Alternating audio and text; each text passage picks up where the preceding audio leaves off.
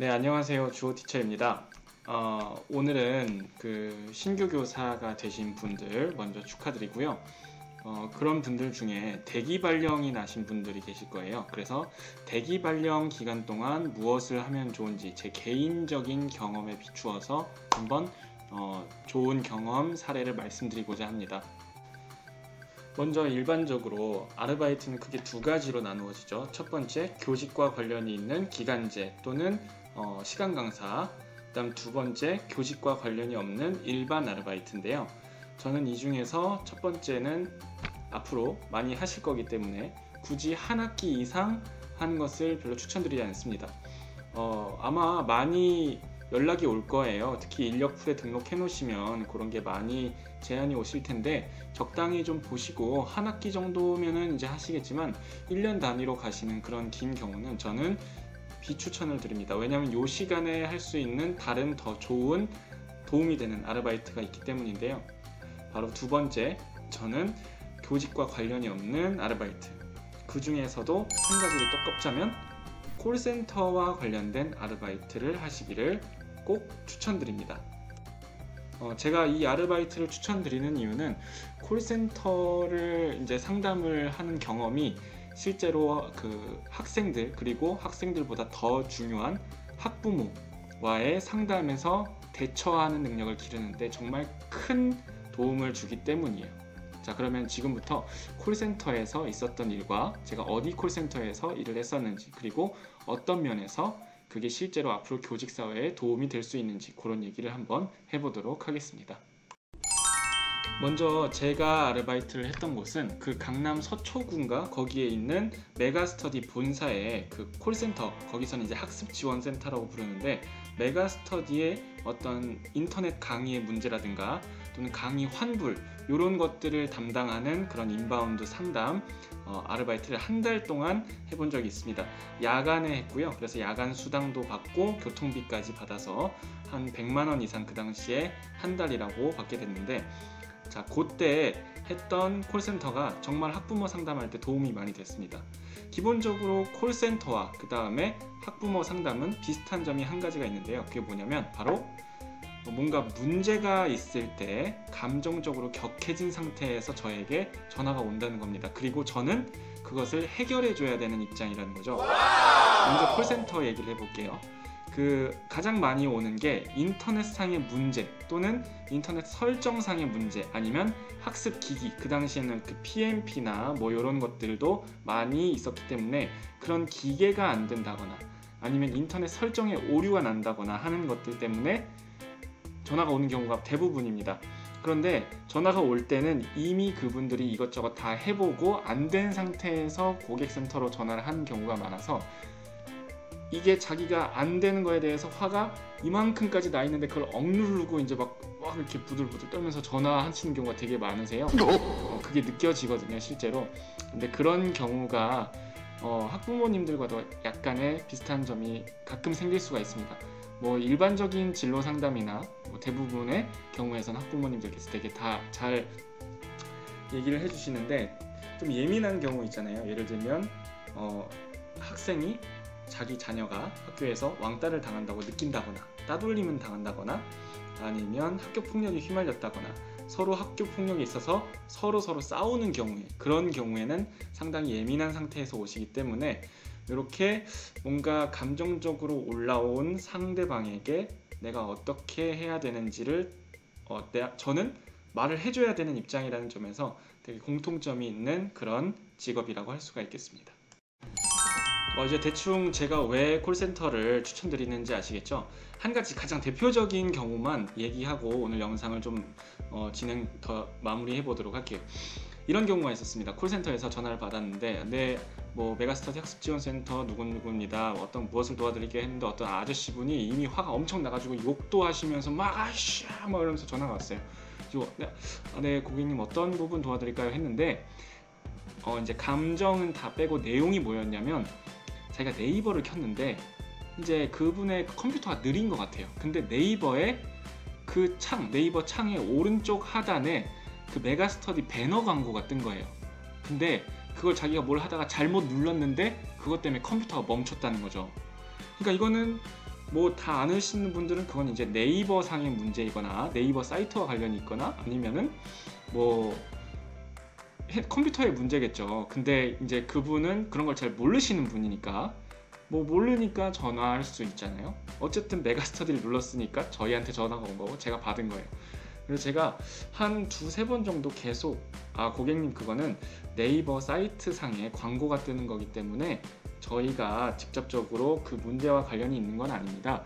네이버에 전화를 한번 해보시거나 아니면 컴퓨터 관련이 문제를 다른 걸 알아보시는 게 좋을 것 같아요.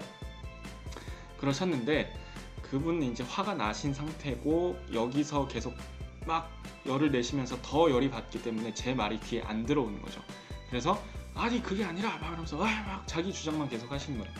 그런데 이런 경우는 어쩔 수가 없습니다. 저도 그냥 제가 할 수 있는 말을 말씀드리고 최대한 제가 아는 거 그냥 이렇게 뭐 해야겠죠. 근데 그분은 이제 뭐 안 들으시니까 제가 그냥 그때 생각하면서 이분은 이미 내 말을 못 듣겠구나, 화가 너무 났구나. 그래서 제 일은 아닌데 제 일이라고 저희가 상관없는 일이에요 하면 그분은 이제 화가 더 나는 거죠. 그래서 전 이렇게 대답했어요. 고객님 그러면 사실 그거는 저희 문제는 아닌데 제가 한번 같이 문제 해결 도움 한번 드려볼게요. 지금 인터넷 창이 들어가지시나요? 뭐 이러면서 같이 인터넷 창을 켜고 같이 뭐를 눌러보고 이거 한번 눌러보시겠어요? 이거 한번 눌러보시겠어요? 저도 잘 모르지만 그냥 같이 여기서 이게 나오네요. 이게 나오네요. 이런 과정을 한 수차례 보여줬어요. 같이 이제 하면서 상담하는 도중에. 그러니까 그분이 이제 이게 본인도 우리 쪽 문제가 아니라는 걸 좀 직감을 하신 거죠. 그러고서 이제 적당히 하다가 제가 도와드릴 수 있는 게 여기까지인 것 같네요 하니까 이제 끊으셨는데 그런 시기의 경우가 이제 학교에서도 발생할 수 있다는 거죠. 예를 들면 따돌림을 당한 것 같다. 누군가 뒷담화를 한다. 우리 자녀에. 근데 뭐 그게 누군지는 모르지만 아무튼 있는 것 같다. 다른 학부모들은 걔가 이상한데 왜 우리 애한테 뭐라고 하냐. 이런 식으로 서로 이것도 똑같이 내용은 다르지만 본질은 해결될 수 없는 문제를 저한테 얘기하고 저는 그거에 대해서 뭔가를 답을 해야죠 대해주는 상황인 거죠. 그러니까 이럴 때는 사실 학교에서 일어나는 문제도 아이들 간의 문제 해결 안 되는 경우가 대부분 많습니다. 하지만 학부모님들이 바라시는 거는 학교에서 어느 정도의 지금 상담을 했고 그 다음에 그걸 알고 있는가 담임이 그리고 어떤 노력을 할 것인지 어떤 단계가 다음에 갈 수 있는지 이런 것들을 이제 제가 안내를 해주면 그런 거에 대해서 이제 화가 조금 누그러지시거나 아니면은 그 과정에서 열이 좀 식고 제가 할 수 있는 게 없다는 걸 그분도 아시고 서로 그러면 어떤 문제를 해결해 나갈지 단계별로 이제 생각을 하게 되는 거죠.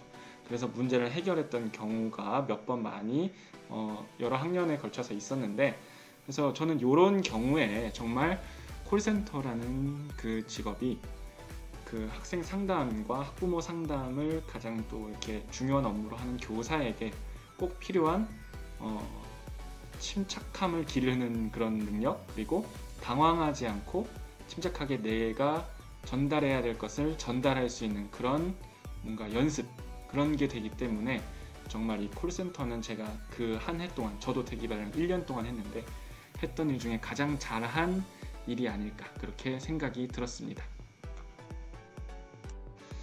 뭐 지금 제가 드리는 말씀이 사실 당연한 거라서 그 당연한 거 아니야 이렇게 생각하실 수도 있지만 그 막무가내로 화가 나신 분들한테 전화를 받는다는 건 정말 가슴이 철렁하는 그런 느낌이 들거든요.